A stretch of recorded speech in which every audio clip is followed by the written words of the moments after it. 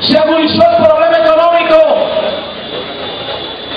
El país vivió en una desestabilización permanente y hubo de ocurrir 75 muertes, 75.000 bajas en ese país para que se entendiera que el camino era el diálogo.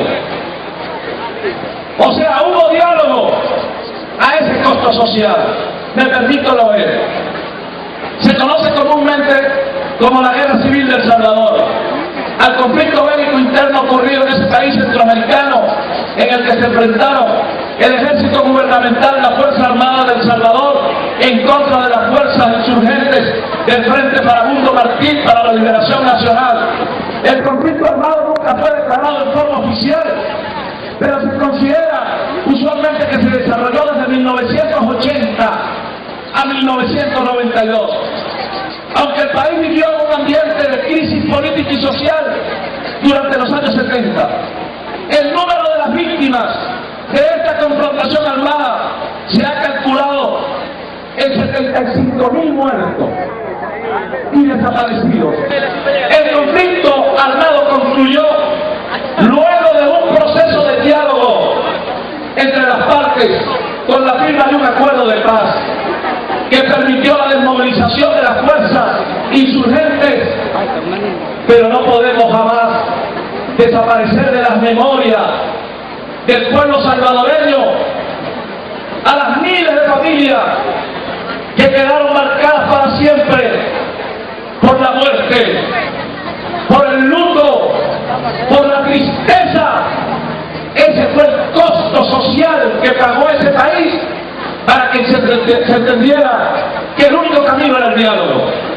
Posteriormente, Chile, la década de los 70, la dictadura de Pinochet, el derrocamiento del supuesto modelo socialista de Salvador Allende y los miles de muertos y desaparecidos que concluyó después de una era en un acuerdo para la concertación. ¿Cuántos muertos? ¿Cuántos desaparecidos? No vayamos muy lejos, vamos a Colombia. Y me permito citar a uno de sus líderes fundamentales, Jorge Eliezer Gaitán. Dice este libro, y sería bueno que el gobierno nacional reflexionara sobre esto. Una guerra de más de 50 años, guerrillas, fuerzas paramilitares, y es ahora, después de tanto tiempo, que hay unas mesas de diálogo y de concertación y de entendimiento para poder desmovilizar esa fuerza en ese país. ¿Cuántos muertos, cuántos secuestrados en el hermano país Colombia? Y decía Jorge Eliezer Gaitán, por allá en 1948, en la Plaza Bolívar de Bogotá, en ese momento se congregaron más de 50.000 personas, caminaban en silencio, vestidas de luto y levantaban banderas negras. Las manifestaciones de aquella época en Colombia frente a estos actos que ustedes van a conocer. A fines de diciembre del año anterior, en un pueblo de Boyacá, un grupo de policías ebrios había disparado contra el dirigente laboral liberal Jorge Hernando Cortés, su esposa y sus hermanos. En enero del 48 habían producido matanzas políticas en numerosas ciudades. La intolerancia avanzaba sobre toda Colombia. Eliezer Gaitán es el caudillo que se perfila como el candidato por el liberalismo en los comicios de 1950. Y en ese momento es el líder de la manifestación pacífica, Eliezer Gaitán.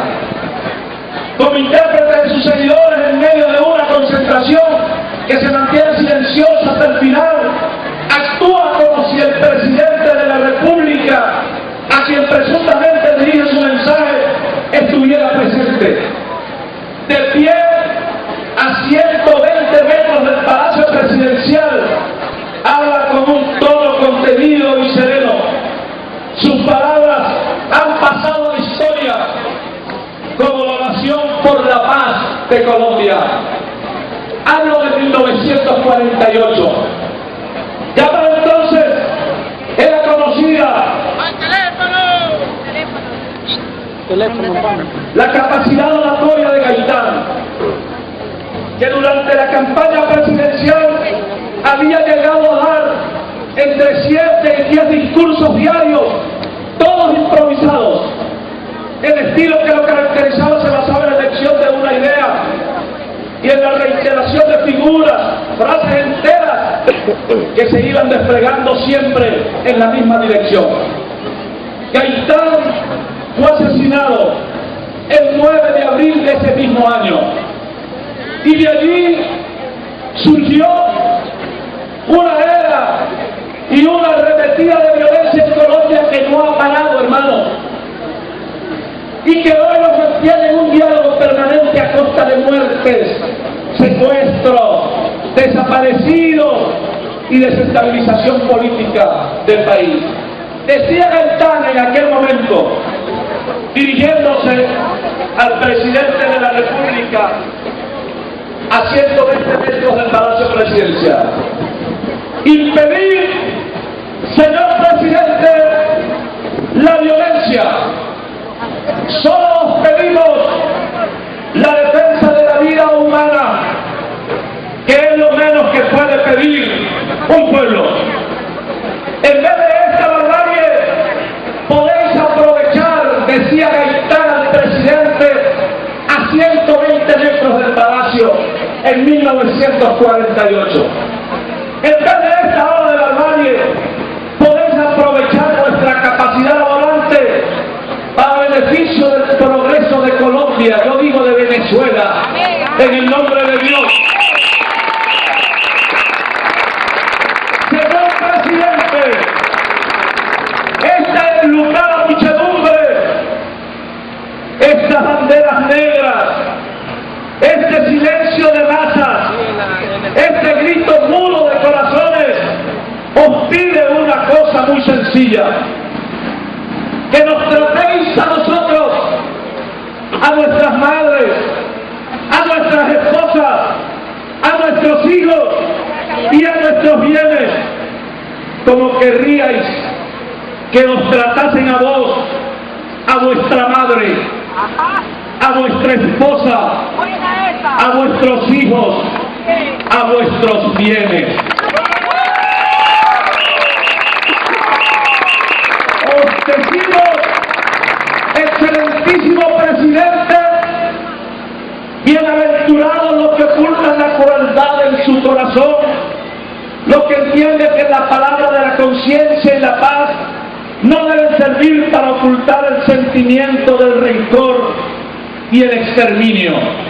Malaventurados los que en el gobierno ocultan tras la bondad de la palabra la impiedad contra los hombres de su pueblo, porque ellos serán señalados con el dedo de la ignominia en las páginas de la historia. Estos son 1948 en Colombia. Esto no lo queremos para Venezuela. Estas son realidades. Países donde se reclama diálogo, entendimiento, donde se rechaza la violencia, la persecución, donde se han desarrollado acciones para desconocer el derecho de los pueblos y terminan a la postre dialogando sobre las tumbas de sus muertos, cosa que no debe ocurrir en Venezuela. El gobierno está obligado a resolver los problemas que afectan a los venezolanos. Repito, el problema de la escasez, el problema de la inflación, el problema de la criminalidad y especialmente el problema de la impunidad con todo aquel que de alguna manera desarrolle acciones violentas que desestabilicen el Estado. Quería referirme igualmente a esta carta comentada por el propio propio Nicolás el día de ayer. Decía Rubén Blades, un extraordinario poeta, escritor, cantautor, actor, líder social y político más que de un pueblo Panamá del mundo. Y escribe en estos términos el día de ayer. Y tampoco, al parecer, le gustó a Nicolás. Como no le gusta algunas veces que uno haga críticas o que uno tome decisiones en función de su pueblo. Decía, o dice, habla de la intransigencia. Y dice, el país está tristemente polarizado y por eso hoy Venezuela duele.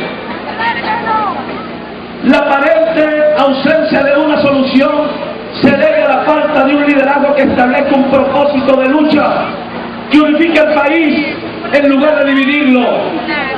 Si estás a favor de la oposición, eres un burgués, parásito, agente de la CIA, vendido al imperio. Si favoreces al gobierno, eres un comunista, maleante, vendido a Cuba y a los Castro. Ninguna de estas definiciones habla de Venezuela y de su necesidad. Solo pintan el odio y la expectativa personalista de quien esgrime el argumento impidiendo la posibilidad de un diálogo inteligente y patriótico